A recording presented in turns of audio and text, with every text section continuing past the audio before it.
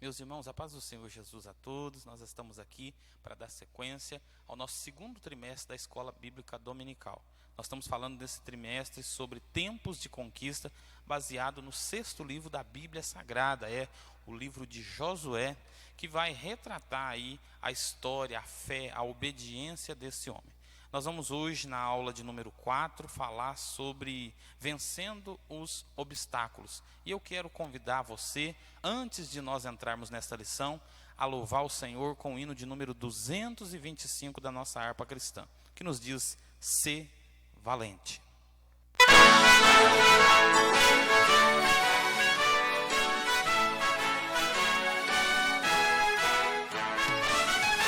Na batalha contra o mal, ser valente. Segue em marcha triunfal, ser valente. Olha o alvo que é Jesus, que a vitória te conduz. Arma deixa tua cruz, ser valente. Ser valente, pelejando por Jesus. Ser valente, nunca rejeitando a cruz. Firme sempre no amor. Ser valente. Meus irmãos, seja valente no meio das lutas, no meio das dificuldades. Vamos lá então para a lição de número 4. Lição de número 4 da nossa revista, da Casa Publicadora das Assembleias de Deus. O título é Vencendo os Obstáculos. Texto do dia, texto áureo. Para que todos os povos da terra reconheçam a mão do Senhor, que é forte, para que temais ao Senhor, vosso Deus, todos os dias. Josué, capítulo de número 4 e o versículo de número 24. A síntese nos diz assim: em Jesus Cristo já somos mais do que vencedores. Eu quero já começar essa aula deixando um recado para o seu coração. Você jovem, você irmão que está nos ouvindo, que está vendo aí essa aula ser explanada neste momento, nós somos mais do que vencedores em Cristo Jesus. Não importa o que você esteja enfrentando, acredite, nós vamos vencer.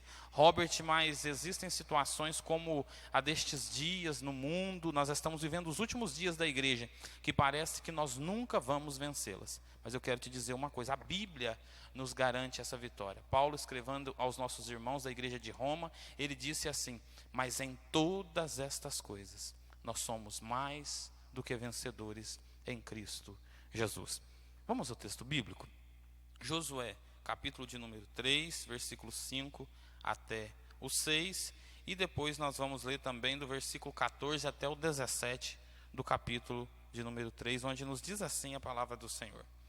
E ordenaram ao povo, dizendo: quando virdes a arca do concerto do Senhor, vosso Deus, e os sacerdotes e levitas a levavam, parti vós também ao vosso lugar e seguia. Haja contudo distância entre vós e ela, como da medida de 2.000 côvados. E não vos chegueis a ela, para que saibais o caminho pelo qual haveis de ir. Porquanto por este caminho nunca passastes antes.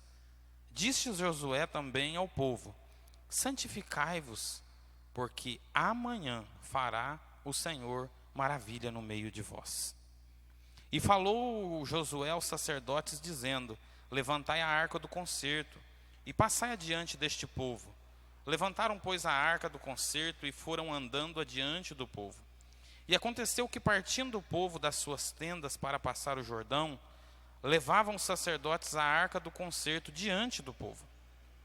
E quando os que levavam a arca chegaram até o Jordão, e os pés dos sacerdotes que levavam a arca se molharam na borda das águas, porque o Jordão transbordava, porque todas as suas ribanceiras, todos os dias da cega, pararam-se as águas que vinham de cima e levantaram-se num montão, muito longe da cidade de Adã, que está à banda de Sartã, e as desciam ao mar das Campinas, que ao mar do Salgado faltavam de todo e separavam-se. Então passou o povo defronte de Jericó. Porém os sacerdotes que levavam a arca do concerto do Senhor pararam firmes em seco no meio do Jordão, e todo Israel passou a seco, até que todo o povo acabou de passar o Jordão. Vamos para a introdução? Nós lemos aqui o texto bíblico e a introdução nos diz assim: o povo de Deus tinha se preparado para a entrada em Canaã, e os espias que foram enviados a Jericó voltaram sãos e salvos. Nós falamos isso na última aula. Todos estavam animados, porém Israel entraria finalmente na terra prometida. Porém antes precisava atravessar o rio Jordão, algo que era impossível aos olhos humanos. Tal fato nos demonstra que na rota da vitória do povo de Deus surgem muitas vezes oposição humana, ataques de ordem espiritual, dificuldades financeiras e sociais, dentre outras. Mas há também os obstáculos naturais, não criados pelos homens ou pelo inimigo, mas permitidos por Deus, aos quais podem interromper abruptamente a caminhada rumo ao ideal almejado. Esses últimos talvez sejam os entraves mais perigosos, pois podem ser interpretados como Deus está dizendo não.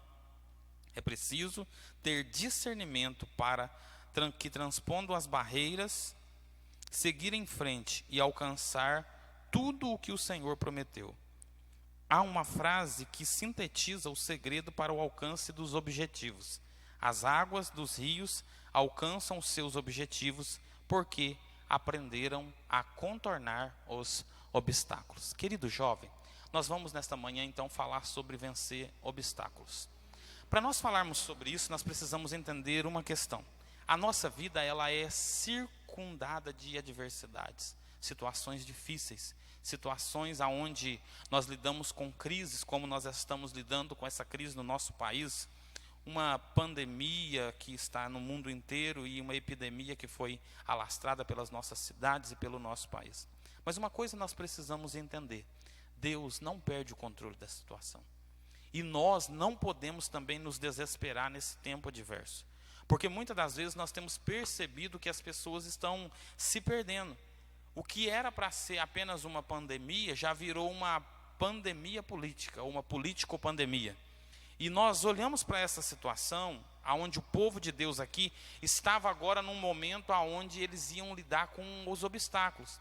Mas perceba que aqui o obstáculo não era do maligno, o obstáculo aqui não era espiritual, o obstáculo era natural, permitido por Deus. Porque Deus permite várias situações em nossa vida, e eu já até falei isso para algumas pessoas, que existem situações às quais nós nos deparamos, que faz parte de um processo de Deus na nossa vida. E eu quero já fazer a introdução dessa aula dizendo isso. O comentarista citou uma frase aqui muito conhecida, dizendo assim que as águas dos rios, elas alcançam seus objetivos, por quê? Porque elas conseguem contornar os obstáculos. Quantas pessoas nos nossos dias já não conseguem mais isso? Quando ele dá com a primeira situação adversa, ele fala que vai parar, ele fala que vai desistir, ele fala que vai voltar atrás, e por vezes o tempo de conquista na vida dele é bloqueado. Mas nós vamos aqui entender, à luz da Bíblia Sagrada, da palavra de Deus, que nós temos capacidade de passar por tudo isso, e Deus nos dará graça para nós sermos mais do que vencedores em Cristo Jesus. Vamos no tópico de número 1. O tópico 1 nos diz assim: atravessando o Jordão. 1.1, um dia marcante para o povo. O dia 10 de Abibe era um dia magnífico para os israelitas, pois foram nesse dia que Deus anunciou que seria comemorada a Páscoa, ou seja, a saída, o dia da saída, o êxodo do Egito. Agora, no mesmo dia, 40 anos após o êxodo, o Senhor promoveu a entrada, êxodos, do povo em Canaã. Deus valoriza os detalhes. Toda a natureza, a obra de suas mãos, é uma prova cabal desta verdade.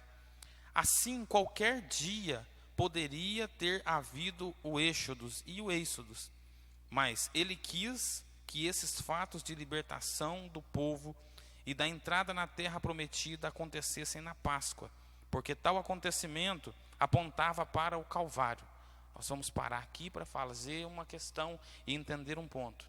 Quando nós vamos estudar a teologia, ela vai nos ensinar isso aqui, que tudo aquilo que nós observamos e nos traz menção a Cristo são as provas de que Jesus ele viria.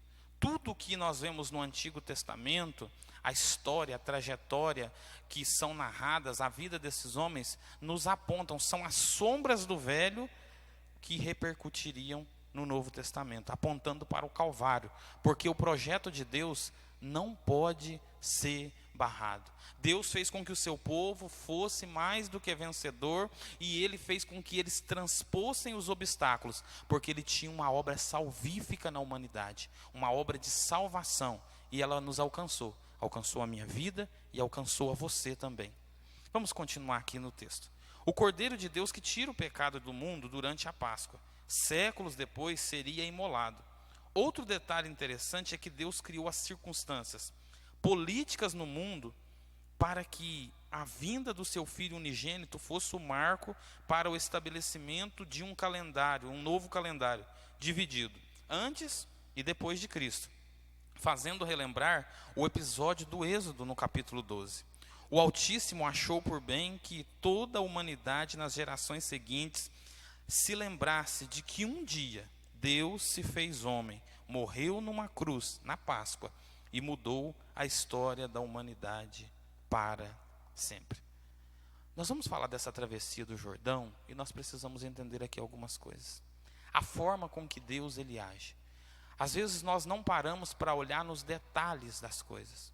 E Deus ele não trabalha simplesmente como que operando. Não, a Bíblia diz assim que Deus age, ele age nos mínimos, nos pequenos, nos minuciosos detalhes das coisas. Nós vamos olhar isso desde o Gênesis, era assim. E Deus ele criara as coisas de uma forma com que elas acontecessem e tivessem um curso aonde ele não perdeu o governo. Me chama a atenção porque às vezes nós não paramos para observar isso. Mas você já parou para olhar, por exemplo, a forma com que Deus é minucioso? Deus ele criou os animais. Só no nosso país, no Brasil, a nossa fauna, a fauna brasileira, ela é composta de mais de 100 mil espécies de animais. Espécies diferentes. A flora, com mais de 40 mil vegetais. Só na Amazônia nós temos aproximadamente 100 mil espécies de formiga, que quando nós olhamos elas de longe, parecem apenas pontinhos e parecem ser todas iguais. Mas Deus, ele conhece cada uma das espécies que ele criou. E eu quero dizer para você, querido jovem, você que está me ouvindo nessa aula, que nós precisamos entender isso também.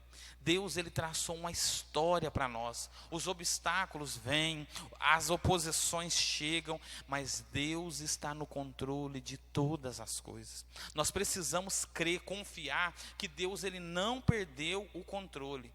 E Deus, além de ser o Criador, me chama a atenção, porque eu não sei se você já parou para pensar nisso.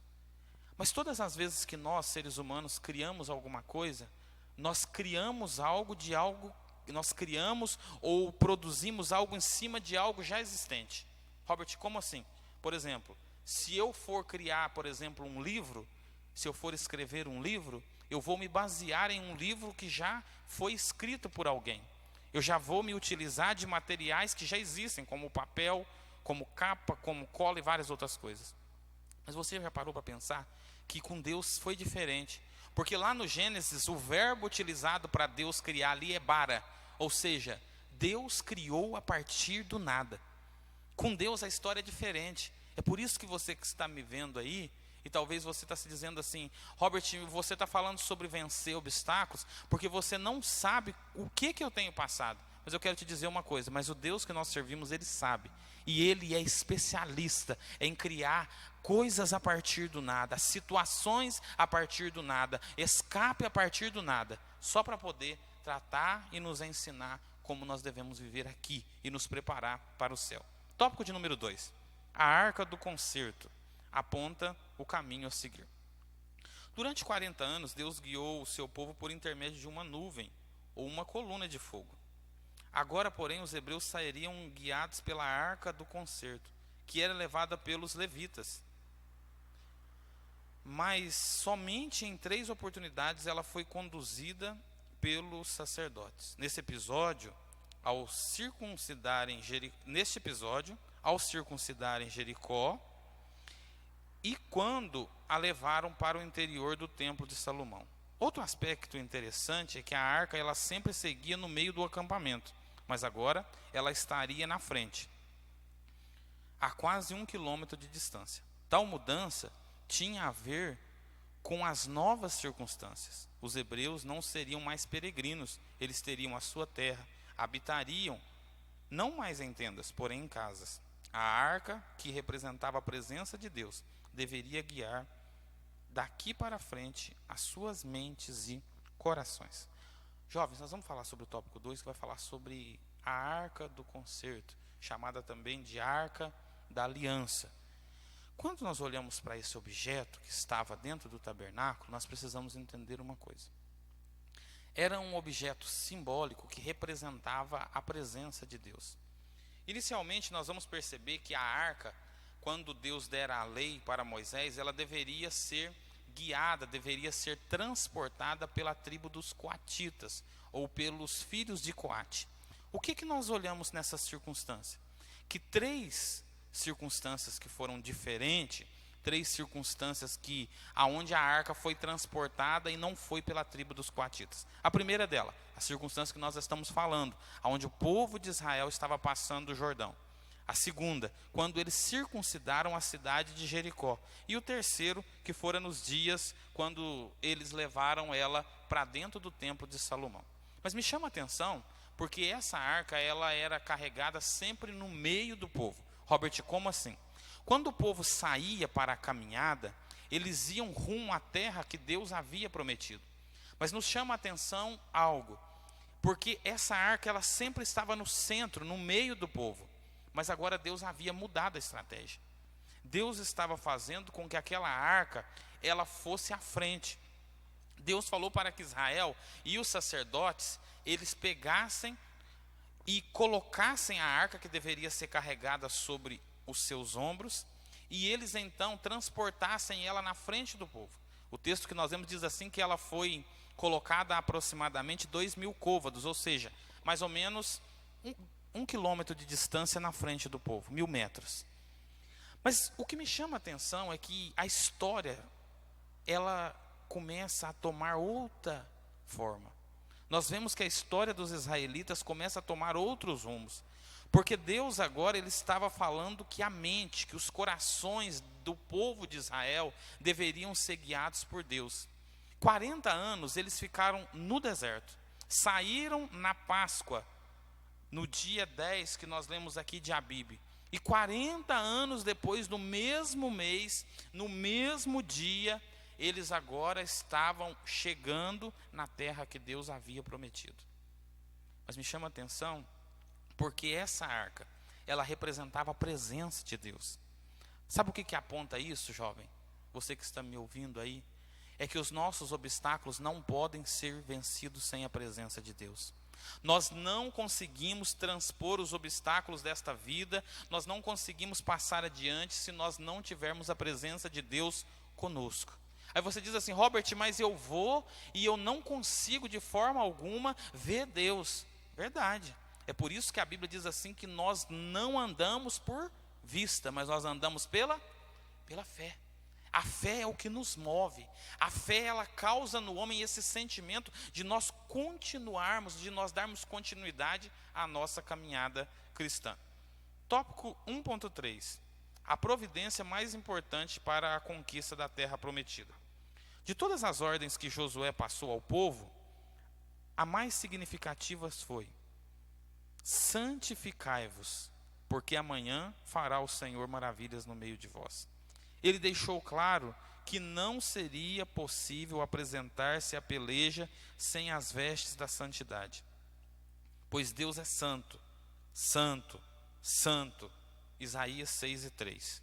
Isso é uma das características que mais demonstram a essência do caráter divino. As Escrituras nos exortam: sede santos, porque eu sou santo. O povo de Israel, assim como a igreja, foi chamado para a santidade, que significa separação. Para que a entrada na terra prometida ocorresse, os guerreiros precisavam ser santificados. Querido irmão, querido jovem, o que nós precisamos entender? A providência mais importante para a conquista da terra prometida, qual foi? Santidade. Falar em santidade é algo que nos nossos dias não cria mais ibope. Hoje, o que é legal é sentar no banquinho, apagar a luz e pregar aí os workshops. Mas nós precisamos entender que aquilo que é doutrina, aquilo que é ensinamento, não muda.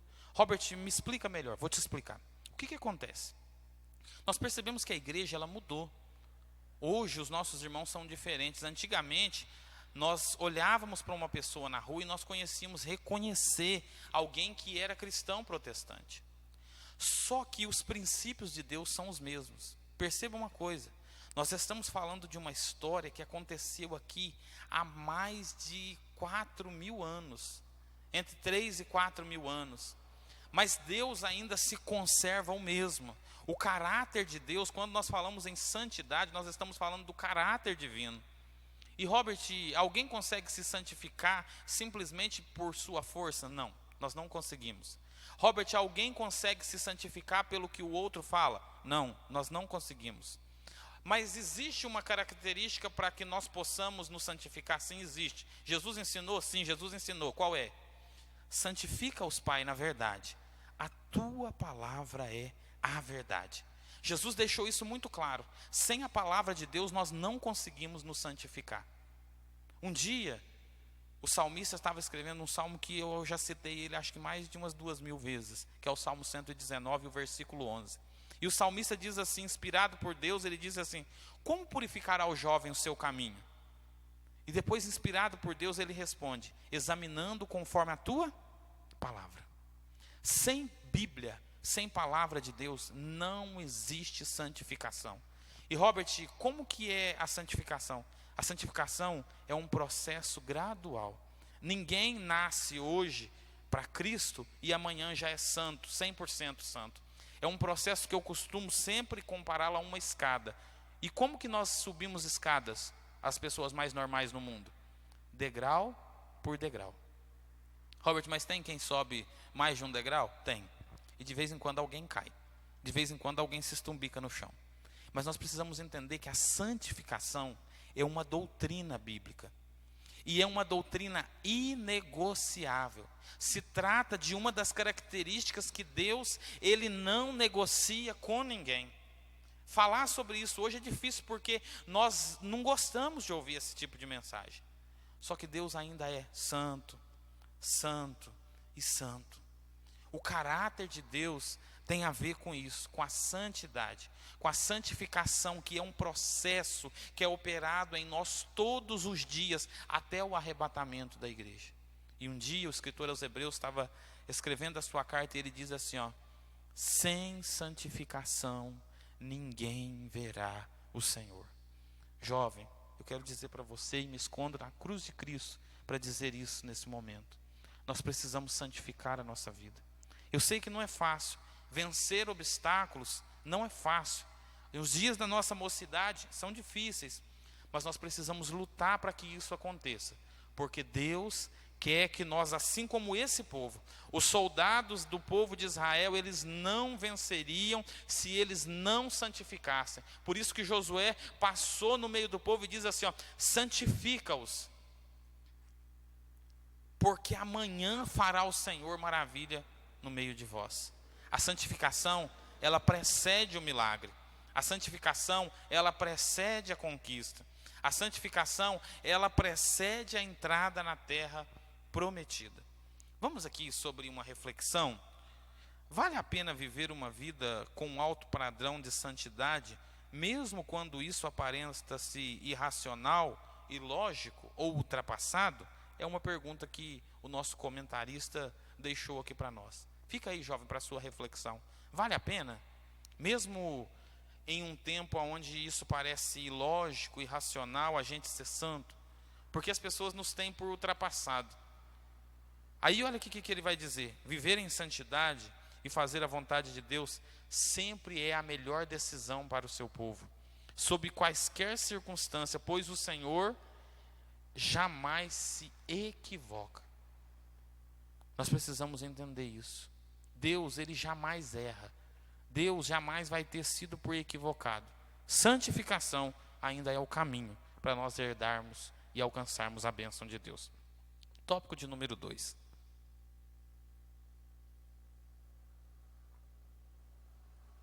As dificuldades no caminho da bênção. A prova, o Jordão transbordava. Atravessar o Mar Vermelho rumo ao Sinai, para não morrer pelas mãos de Faraó, era uma coisa, mas passar o Jordão para entrar numa guerra sangrenta contra dezenas de cidades-estados fortificadas há séculos, como era o caso de Jericó, cuja muralha, de acordo com os estudos arqueológicos, estava intacta há mais ou menos uns 800 anos, exigia muita fé e coragem. Todavia, além dos grandes embates que os aguardavam, havia um obstáculo humanamente intransponível, o Rio Jordão. Era impossível a travessia de pessoas e animais na época da cheia. Somente a fé no Deus Todo-Poderoso fazia possível tal façanha. Queridos jovens, olha o que nós vamos nos deparar aqui. As dificuldades no caminho da bênção. Você já parou para ver isso? Que tudo que nós queremos alcançar, todas as bênçãos de Deus, vem para nós as dificuldades? Robert, me explica melhor, vou te explicar. O que acontece? Quantos de nós temos sonhos, temos projetos de vida? Alguém às vezes tem um sonho de casar, outro tem um sonho de fazer uma faculdade, outro sonho dele é simplesmente tirar a carta aos 18 anos. Mas tudo isso é difícil. A gente inteira 18 anos não tem dinheiro para tirar a carta. A gente quer fazer a faculdade, não tem dinheiro para pagar e o vestibular é difícil. Às vezes alguém quer se casar, mas para casar tem que ter casa, tem que ter móveis, ou pelo menos ter condição para pagar um aluguel. E mais do que isso, né? Tem que ter alguém para casar, porque senão é impossível o casamento. Mas quando nós olhamos para essa circunstância aqui, o povo tinha chegado, estava chegando na terra. Mas vamos aqui refletir sobre algo. Antes eles estavam partindo rumo ao Sinai. Só que aqui, a circunstância da partida é mais fácil. Robert, me explica essa situação.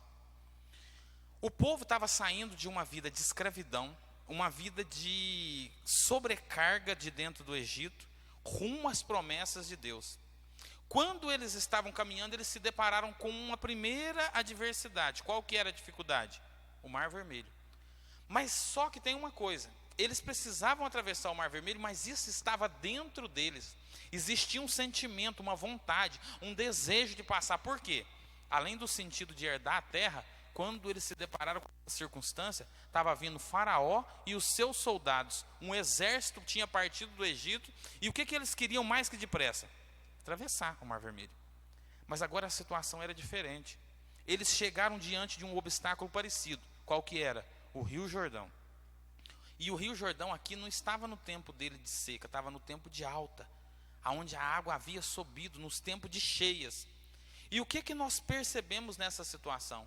Eles iam outra vez ultrapassar o obstáculo, só que agora não tinha ninguém atrás deles.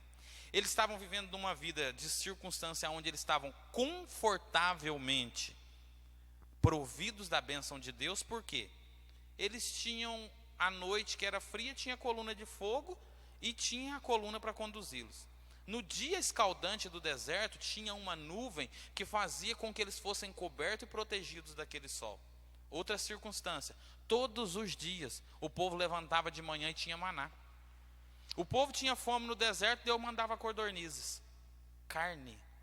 E agora eles estavam diante de uma dificuldade, atravessar aquela dificuldade, e eles iam entrar numa terra que Deus havia prometido, mas uma terra cheia de obstáculos, uma terra cheia de dificuldades, uma terra cheia de oposições. Robert, me explica isso. Eu vou te explicar. O Jordão estava cheio. Impossível alguém atravessar o Jordão a pés enxutos. O povo era muito grande. Os estudiosos chegam a dizer assim que mais de 3 milhões de pessoas estavam ali. E o povo já havia crescido, havia se passado 40 anos. Pensa comigo aqui. Há 40 anos atrás, a cidade onde você mora, quantas pessoas que tinha nela e quantas que tem hoje? Porque a população só aumenta. Hoje nós estamos aí com aproximadamente de 7 a 8 bilhões de pessoas no mundo. Só que eu olho para essa circunstância e eu vejo a grandeza de Deus, porque o Jordão foi a prova de que Deus estava com eles. Eles estavam entrando numa terra onde Canaã, ou a terra prometida, tinham 31 cidades-estados, cidades essas que eram protegidas. A prova maior era Jericó, uma cidade onde, segundo os estudiosos, ela tinha uma muralha que ela estava de pé há mais de 800 anos consecutivos. Nunca havia, de forma alguma, aquela muralha sido abalada. Os estudiosos chegam a dizer assim que sob as muralhas de Jericó atravessavam-se 2 carros de boi, um para um lado e outro para o outro, de tão larga que era aquela muralha. Sabe o que eu quero dizer para você? As dificuldades no caminho do milagre, no caminho da bênção, elas só são grandes se Deus não estiver conosco. Porque se Ele estiver conosco, nós somos mais do que vencedores em Cristo Jesus. Vamos continuar? Senão a gente fica aqui falando das grandezas de Deus. 2.2. A bênção do tempo da ceifa. Os israelitas chegariam a Canaã no tempo da bênção, pois naqueles dias estavam sendo colhidos abundantes frutos. Deus já tinha preparado uma farta colheita, tendo em vista que os hebreus comeriam dela. O Senhor surpreende o seu povo com uma frequência, pois enquanto os israelitas se preparavam para atravessar o Jordão, Deus do outro lado apontava um faustoso banquete de boas-vindas para os seus filhos, certamente com os mais excelentes frutos da terra de Canaã. Está escrito que o Senhor ao pecador ele dá trabalho, para que ele ajunte e amontoe e dê ao bom perante a sua face. O Altíssimo, como um pai amoroso, tinha-lhes prescrito inclusive os alimentos que poderiam ou não ser ingeridos. Canaã tinha praticamente de tudo, mas o povo de Deus deveria se abster de alguns tipos de comida, pois nem tudo que apresenta um bom sabor e uma boa aparência é saudável. Olha como que Deus é. Como que Deus conduz a história. Do 10º dia de Abide, que era a Páscoa, aonde o povo saiu da terra do Egito, até o 10º dia de Abide, 40 anos depois, Deus planejou o dia da entrada do povo de Israel em Canaã. E Robert, como que Deus planejou essa situação? Deus planejou de uma forma tão grandiosa que Ele fez com que o povo chegasse na terra num tempo oportuno. Robert, como assim tempo oportuno? O tempo era oportuno porque eles chegavam ali e era tempo de colheita, era tempo de cegar a terra, era o tempo onde a terra já estava produzindo e o que eles tinham que fazer era só colher. Eu não sei se você que está aí me vendo nesse tempo, você entendeu, mas é tempo de colheita na nossa vida. Você, querido irmão, é tempo de colheita. Deus quer fazer com que isso se torne uma verdade na nossa vida. É o tempo da colheita. Nós gostamos muito de cantar um hino aqui na nossa igreja. A colheita chegou. E a colheita de Deus vai chegar na sua vida em nome de Jesus. O tempo da bênção, o tempo da ceifa, o tempo de nós alcançarmos o milagre. E Deus é tão cuidadoso com o povo, que Deus não simplesmente tinha permitido o povo ir para a terra. Deus deu para Moisés a lei, o decálogo, os 10 primeiros mandamentos. E depois nós vamos perceber na trajetória do livro de Levítico que Deus dera mais aproximadamente 613 leis para aquele povo, para que eles se abstessem de alguns alimentos. Robert, por quê? Porque não existia sanidade básica como hoje. Não existia estudos biológicos das coisas como hoje. E Deus estava então resguardando o seu povo. É por isso que eles não poderiam se alimentar de certos animais, da carne de certos animais, não poderiam comer alguns frutos. Isso simbolizava o cuidado de Deus para com o povo. Por isso que os judeus não comem carne de porco, por exemplo, porque nós sabemos que existe uma doença que ela afeta, que ela vem através desse processo, que o porco, o suíno, ele faz parte de um processo aonde essa doença pode nos acometer. Mas você que está me ouvindo, precisa entender algo através disso. Robert, o que é? Deus, ele cuida do seu povo. O que Deus estava querendo demonstrar com a fé, com a obediência daquele povo era isso. O cuidado dele para com as nossas vidas. Você já parou para ver quantas circunstâncias que às vezes a gente chega assim e fala assim, Deus, agora eu não sei de onde vai vir a providência, e Deus faz com que a gente se depare com uma circunstância onde a gente fala assim, é aqui. A gente fala assim, nossa, até que enfim, nossa, eu me surpreendi, mas Deus não se surpreende, porque Ele já havia traçado essa história para mim e para a sua vida. Deus provou ao seu povo no deserto para que fosse digno de experimentar das finas iguarias da terra prometida. Sem dúvida, a dieta deles doravante seria muito melhor do que aquela disponibilizada de graça pelos egípcios. Sabemos que há um tempo para todas as coisas. Por esse motivo, o cristão deve esperar com paciência no Senhor, como nos diz o Salmo 40, né? Esperei com paciência no Senhor e Ele se inclinou para mim e me ouviu. Eu quero dizer para você que está me ouvindo, você que está participando dessa aula da Escola Bíblica Dominical junto conosco. Deus, Ele provou o povo no deserto, sim, mas Ele estava os preparando para um tempo de bonança, onde eles experimentariam de algo melhor. Por isso que o escritor Isaías, se eu não me engano, ele chega a dizer assim, se quiserdes e me ouvirdes, comereis o melhor dessa terra. Era isso que Deus estava fazendo com a nação de Israel. Eles estavam comendo o melhor, porque eles eram o povo de Deus. Tópico 2.3, o milagre da travessia do Jordão. Quando os pés dos sacerdotes que levavam a arca tocaram as águas do rio, Deus começou a realizar um milagre. Está em Josué capítulo 3 isso. Mas não como na travessia do Mar Vermelho, em que foi aberto um caminho no meio do mar, tendo as águas se ajuntado de um lado e outro. Lá em Êxodo capítulo 15 está relatado isso. Fazendo-se 2 muros. O Altíssimo, nesse caso, Ele criou uma enorme represa no curso do Jordão, interrompendo o curso da água. Quando o leito do rio ficou seco, o povo passou. Isso faz lembrar a providência de Deus em remover os obstáculos. Há situações em que Ele intervém abruptamente, como no milagre do Mar Vermelho. Noutros momentos, porém, como daqui, o Senhor age com mais vagar. O que nós precisamos entender? Existem situações como no Mar Vermelho que Deus, Ele simplesmente vem e Ele criou 2 barreiras. As águas se separaram e foi uma barreira de um lado e outra de outro. Mas aqui a circunstância era diferente. O Rio Jordão era, ou é um rio, que tem um pouco de inclinação. E o que Deus fez aqui foi uma única barreira. Deus parou a água. E era impossível pela lógica humana aqueles homens passarem ali, porque era um tempo de cheia. As águas estavam cheias. Só que tem uma coisa, Deus fez um milagre.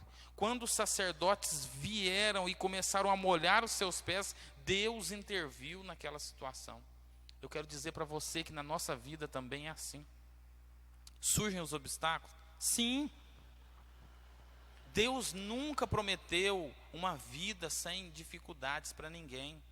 Deus nunca prometeu uma vida sem intercorrências difíceis para ninguém. Um dia Jesus estava dizendo, Ele disse assim, no mundo vocês terão aflições. Só que tem uma coisa, aflição, dificuldade, problema não é a ausência de providência divina, porque Deus sempre provê para aqueles que são seus. Aí alguém até completou a frase, né? No mundo tereis aflições, mas tenham bom ânimo. Isso Jesus falou, porque eu venci o mundo. Aí alguém veio e completou e falou assim, e vós também vencereis. Nós sabemos que nós vamos vencer, mas isso não está lá no versículo. E nós não temos o direito de acrescentar uma vírgula sequer a essa palavra. Mas uma coisa é certa, nós iremos vencer, em nome de Jesus. Vamos aqui sobre um pensamento. Por que Deus varia na realização dos milagres? Ou melhor, por que Deus varia na realização dos milagres? Ponto importante. O Todo-Poderoso trata os seus filhos com peculiaridades que lhes são inerentes. Ele é soberano e não segue nenhum padrão humano. Olha que coisa interessante. Isso aqui é algo... Deus interviu na travessia do Mar Vermelho de uma forma. E na passagem do Jordão agora, a forma foi outra. Robert, como assim? Me explica essa situação. Deus não tem padrão para poder agir na nossa vida.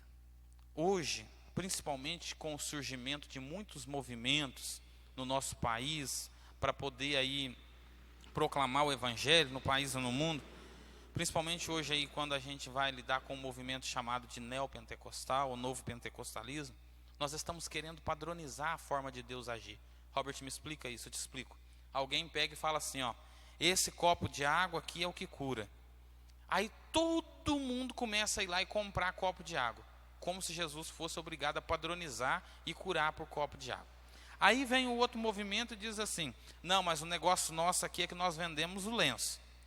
O irmão passa o lenço na testa e o lenço cura, como se Jesus fosse obrigado. Ah, Robert, mas a Bíblia diz que o lenço é a sombra de Paulo. Não, mas nós não vamos nos ater a isso. Nós acreditamos no sangue, no sacrifício do Senhor Jesus. Nós não, Deus varia na forma da realização dos milagres. Existiam situações que Jesus simplesmente impôs a mão. Noutras, ele tocou. Noutras, Jesus cuspiu no chão, fez-se lodo e ele tocou o olho daquele menino. Noutras, Jesus simplesmente olhou e falou, vai e não peque mais. A outra, Jesus estava passando e ela simplesmente tocou na orla, na parte inferior das suas vestes, e ela foi curada. Sabe o que significa isso? O nosso Deus é o que a Bíblia vai chamar, se eu não me engano, Paulo falou sobre isso, a multiforme sabedoria de Deus. As múltiplas formas de Deus operar. Jovem, Deus tem múltiplas formas. Não fique aí padronizando, dizendo assim, essa circunstância que eu estou lidando é um obstáculo difícil, porque o fulano já tentou lidar com ele e ele não conseguiu. Deus age de várias formas, e não importa o que você tenha passado, Ele é Deus. Ele pode mudar a sua vida. Ele pode fazer um milagre nessa situação que você tem enfrentado. Acredite nisso, em nome de Jesus. Um evento para se não esquecer. Tópico de número 3 da nossa lição. Nós já vamos partindo para o final. O memorial de Deus. Deus falou a Josué para que chamasse um homem de cada tribo, a fim de que tomasse uma pedra do leito do rio e erigisse um memorial em Gilgal, para que no futuro, quando os filhos dos hebreus perguntassem o que significavam aquelas pedras, lhes narrassem a história da travessia do Jordão para a glória de Deus. O lugar da impossibilidade na vida do crente é o lugar da vitória. Por isso Deus mandou que tomassem as pedras do meio do Jordão. Interessante como na vida de cada cristão Deus faz grandes milagres, com livramentos extraordinários e de forma pontual. Nesses casos, devem ser erigidos memoriais, cultos em ação de graça, testemunhos na igreja e outros. Eu quero falar sobre isso aqui, sobre um memorial diante de Deus junto com você. Sobre coisas que nós não esquecemos, situações aonde nós não esquecemos. Um dia, uma circunstância mudou a minha vida. Robert, qual que foi? Foi um momento muito bom? Não. Foi como esse momento aqui, um obstáculo. Eu sofri um acidente de carro, a maior parte dos irmãos sabem disso. E esse momento foi algo que mudou minha vida para sempre. Foi um marco na minha vida, onde eu tomei decisões na minha vida, como a destaque hoje. E isso vai influenciar toda a minha trajetória. Aqui o povo de Israel estava passando o Jordão, e quando eles passaram, Deus falou com Josué e falou assim, ó, chama um representante de cada tribo, das 12 tribos de Israel, e pede que eles peguem uma pedra. Mas não é para pegar a pedra de qualquer lugar, não. É para pegar a pedra de dentro do Jordão. E eles vão levantar um altar em Gilgal, e para que isso fique como um marco. Robert, o que representava esse marco? Todas as vezes que alguém perguntasse sobre aquele altar, o pai, o descendente, ele iria falar sobre aquilo que havia acontecido com o povo. Sabe o que eu aprendo com isso aqui? Nós precisamos testificar mais de Jesus. Nós precisamos falar mais da grandeza de Deus. Nós precisamos agradecer mais o Senhor. Você já parou para pensar que nós ficamos aí, hoje mesmo, eu me deparei com algumas circunstâncias parecidas. Às vezes a gente fica aí postando coisas nas redes sociais e nós não falamos da grandeza de Deus. A gente posta para alfinetar o irmão, a gente posta para combater a política, a gente posta para falar do coronavírus, a gente posta para poder falar de situações que não nos agradam e nós não testificamos de Deus. Jovem, querido irmão, testifique do que Deus fez na sua vida. Robert, mas aconteceu há 40 anos. Eu não quero saber há quanto tempo aconteceu. Nós precisamos testificar da grandeza de Deus. O povo de Israel, essa história já passou há mais de 3.000 anos e nós ainda somos edificados quando nós lemos o livro de Josué, porque foi levantado um culto em ação de graças, num momento de adversidade. Eu quero dizer para você que está me acompanhando, o momento que nós estamos enfrentando no nosso país e no mundo é difícil, mas eu ainda tenho convicção de que nós vamos levantar um culto em ação de graças a Deus, dizendo assim: Deus nos preservou no meio da adversidade e nós vencemos todos os obstáculos. Eu tenho visto isso aqui, ó. Nós estamos aqui na nossa igreja sede gravando esses trabalhos aqui. Deus permitiu que nós formássemos aí uma equipe de trabalho para vencer o obstáculo que se opõe. Robert, o que significa isso? Providência divina. E Deus não faz nada mais ou menos, Deus faz com muita grandeza. Isso é o cuidado de Deus com a igreja. Você está aí do outro lado me ouvindo, através dessa transmissão, através dessa gravação, porque Deus preparou, Deus providenciou, e nós temos que agradecer a Deus por isso. Tópico 3.2, o memorial de Josué. Josué, por seu turno, também decidiu levantar outro memorial, sendo que esse ficaria dentro do leito do Jordão, no local onde os sacerdotes seguravam a arca do concerto. Tempos depois, não se sabe quando, por ocasião do registro do episódio, aquelas pedras ainda resistiam à correnteza do Jordão. Havia naquele lugar, na verdade, um lajedo com pedras soltas que somente Deus conhecia, pois as águas do Jordão estavam barrentas. Aqueles 2 montes de pedras testemunhavam que as 12 tribos de Israel estavam unidas e entrariam em Canaã juntas, em um mesmo ideal. Aqui está uma outra questão importante. Josué, quando se deparou com aquela situação, ele mesmo, dentro do Rio Jordão, ele resolveu também levantar um memorial ali diante de Deus, demonstrando a unidade. Sabe qual é a maior alegria de um líder? É perceber unidade em seus liderados. Sabe qual é a maior alegria de Deus para com a humanidade? Perceber unidade no meio do seu povo. É por isso que o salmista, ele estava escrevendo o salmo de número 133 e ele disse assim: como é precioso, ó quão bom e quão suave, quão agradável é que os irmãos estejam em união. Você já parou para pensar nisso? Querido jovem, você precisa ser unido com a pessoa que está do seu lado. A igreja de Jesus precisa ser unida. Famílias precisam ser unidas. Nós temos visto hoje que o amor se tem esfriado, as pessoas já não amam mais. Josué demonstrou para aquele povo dizendo assim, ó: nós estamos passando aqui para a terra prometida e nós estamos juntos. Um povo que começa a se dividir, um povo que começa com picuinhas, panelinha, divisões, sabe o que acontece com esse povo? Eles estão dados ao fracasso. Amós capítulo 3, versículo 3 nos diz assim: andariam 2 juntos, se não houver entre eles acordo? Perceba aqui que a palavra é acordo. Nós não estamos falando aqui de mesma mentalidade, nós não estamos falando aqui de pensar igual, mas nós estamos falando de acordar. O que é acordar? É a gente olhar para o outro e dizer assim, ó: você é diferente de mim, só que eu te respeito do jeito que você é. Não, eu penso diferente de você, só que nós vamos continuar lutando junto, porque nós temos obstáculos a serem vencidos. E um dos obstáculos que nós temos que vencer é esse. É o obstáculo da nossa presunção, o obstáculo do nosso egoísmo. Meu Deus do céu, eu não posso passar nesse ponto aqui sem falar sobre isso aqui. Pessoas egoístas, pessoa que pensa só em si, pessoa que hoje usa alguém, amanhã a pessoa já não serve mais. Ele hoje tem amizade, principalmente a nossa geração, né? é cheio de coraçãozinho, é cheio de post de te amo. Aí ama hoje, amanhã é inimiga número 1. Amanhã já põe nas redes sociais, ex-best. Nós precisamos rever os nossos conceitos de amor ao próximo.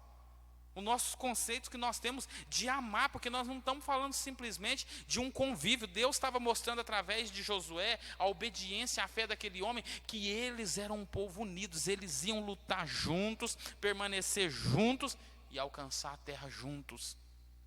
Eu quero dizer para você, jovem, nós precisamos lutar junto. Eu sempre falo isso para vocês. As nossas diferenças não podem ser maior do que o que nos une, porque o que nos une é o sangue de Jesus que foi vertido na cruz do Calvário. Nós temos dificuldades, sim, temos, mas nós vamos vencer todas em nome de Jesus. O propósito dos memoriais, vamos entender então qual que é o propósito desses memoriais? Vemos nas Escrituras diversas menções sobre ocasiões especiais em que o povo levantou memoriais de pedra, como por exemplo, aos casos de votos ou alianças, homenagens às pessoas ou tribos, ou mesmo os acontecimentos sobrenaturais, como neste episódio. A arqueologia confirma tal costume, tendo sido descoberto diversos monumentos com essas características nas terras bíblicas. Josué explicou que as gerações futuras, por meio dos memoriais, deveriam saber o que Deus fez no passado. Ou seja, eles foram erguidos para a glória de Deus, nunca para o homem, mas sempre nos alegramos com os homens a quem Deus usa. Depois de mencionar que o Senhor que abrira o Mar Vermelho era o mesmo que deu passagem pelo Jordão, Josué também mostra que os monumentos serviriam para que os povos da terra conhecessem a mão do Senhor. E é o texto áureo que nós lemos, que diz assim, para que todos os povos da terra reconheçam a mão do Senhor, que é forte, e para que temais o Senhor vosso Deus todos os dias. Me chama a atenção isso aqui, e eu acho isso muito importante. Nós temos uma responsabilidade. Qual responsabilidade que é essa, Robert? A responsabilidade de nós passarmos para as gerações futuras os valores do Deus que nós servimos. Infelizmente, nós temos percebido que nos nossos dias, as pessoas estão perdendo muito disso. Existem pessoas que têm uma alegria muito grande em destruir o que o outro fez, em apagar a história do outro. Só que perceba que um verdadeiro líder, um verdadeiro homem de Deus, ele não tem isso no seu coração. Josué, ele sempre teve a característica de relembrar o seu líder Moisés. Eu olho para aqui, para a Bíblia, e eu vou perceber isso de uma forma tão grande, porque posteriormente nós vamos ver lá no livro dos Juízes, no capítulo de número 6, quando Deus vai falar com Gideão, que Deus, falando com Gideão, Gideão faz um questionamento e ele diz assim, o que foi feito das histórias que nós ouvimos falar que Deus fez além do rio? Robert, o que é isso? Era Gideão lembrando do marco, era Gideão lembrando do altar, era Gideão lembrando do que os pais contaram a respeito das grandezas de Deus. Eu quero te fazer uma pergunta, jovem. Eu quero fazer uma pergunta para você, irmão, que está me acompanhando. Nós temos levantado memoriais diante de Deus? Eu não estou falando de idolatria. Eu estou falando aqui de memoriais. Pelo que nós vamos ser lembrados?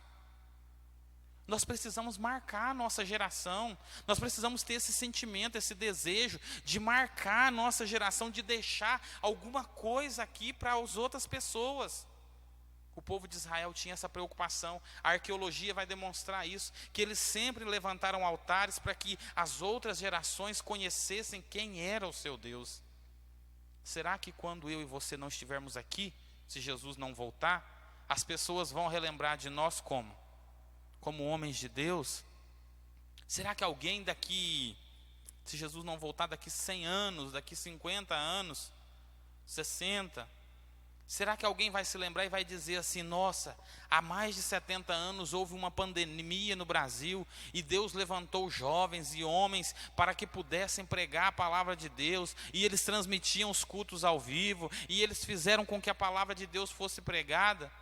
Ou será que nós vamos levantar aí e vão ser lembrados como os agentes do caos? Vamos levantar altares diante de Deus, vamos vencer os obstáculos, porque em Jesus nós somos mais do que vencedores. Vamos para a conclusão, para nós encerrarmos essa aula?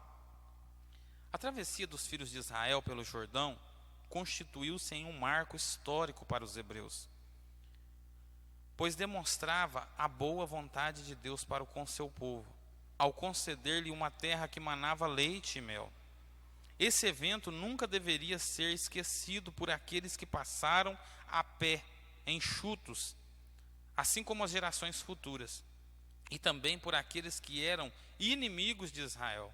Com visão espiritual aguçada e fé, todos os obstáculos naturais serão transpostos para a glória do Senhor. Meu Deus, eu quero encerrar essa aula falando algo que eu sempre comento com a classe dos meus jovens. Meus não é de Jesus, mas a gente vive tanto junto com eles que a gente acostuma dizer isso. Mas olha aqui, como que o escritor dessa revista termina dizendo: com visão espiritual aguçada e fé, todos os obstáculos naturais serão transpostos para a glória do Senhor. Eu costumo dizer, essa revista, irmãos, ela foi editada, ela foi formulada, eu acredito que aí há uns 2, 3 ou mais meses atrás. Mas Deus sempre traz as lições num tempo específico.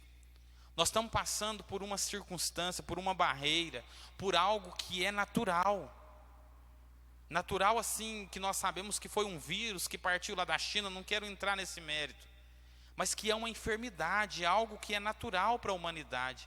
Mas percebam a grandeza de Deus, porque olha aqui o que o escritor vai dizer: com uma visão espiritual aguçada e fé, todos os obstáculos naturais serão transpostos para a glória do Senhor. Você precisa entender isso. Esse momento que nós estamos passando vai ser vencido e a glória vai ser de Deus. Robert, mas essa enfermidade vai matar muita gente. Os crentes que morrerem com ela vão morrer para a glória de Deus, porque a Bíblia diz assim que Deus tem prazer na morte dos seus. Então, entenda isso. Eu não estou fazendo aqui nenhum sentimento de causar medo em ninguém, não, muito pelo contrário. Nós sabemos que nós vamos vencer. Esse obstáculo vai passar e nós vamos glorificar juntos o nome do nosso Deus. Eu quero dirigir a Deus uma oração junto com você, para que Deus venha nos abençoar, para que Deus continue te abençoando, guardando a sua família, o seu lar e a sua casa, em nome de Jesus. Pai, eu quero te agradecer por essa aula, Senhor. Eu quero te agradecer pela vida dos alunos da Escola Bíblica Dominical e quero te louvar por tudo, Senhor. Sabendo e crendo que através desta palavra que nós estudamos neste momento, que o Senhor há de nos fazer ser vitoriosos. Deus, nós vamos passar por cima de tudo isso. E Deus, eu quero te pedir algo nesse momento. Senhor, faz com que nós sejamos valentes nesse tempo difícil. Faz com que nós saibamos, Senhor, e venhamos entender que o Senhor não nos deixa sozinho no meio da adversidade. Ó Deus, eu quero te agradecer pela vida de cada aluno da escola dominical, pela vida de cada irmão que tem nos acompanhado e não tem deixado a sua palavra, Deus, de lado nesse tempo adverso. Senhor, nos guarda, abençoa as nossas vidas. E, meu Deus, depois de tudo isso, ensina-nos mais como o Senhor já tem feito. E que nós venhamos, Senhor, dar ao Senhor toda a honra e toda a glória por acreditar no cuidado do Senhor. Querido irmão, querido jovem, eu quero agradecer você por participar de mais uma aula da nossa escola bíblica. Que Deus te abençoe. Nos ajude. Ajude-nos a levar a palavra de Deus. Manda aí o link, manda aí o nosso canal no YouTube. Se você ainda não se inscreveu, se inscreva. AD Colheita Oficial. Ativa lá o sininho, dá o seu like, porque nós sabemos que Deus, Ele preparou essa ferramenta para esse tempo de adversidade. Que Deus te abençoe, uma ótima semana em Cristo Jesus.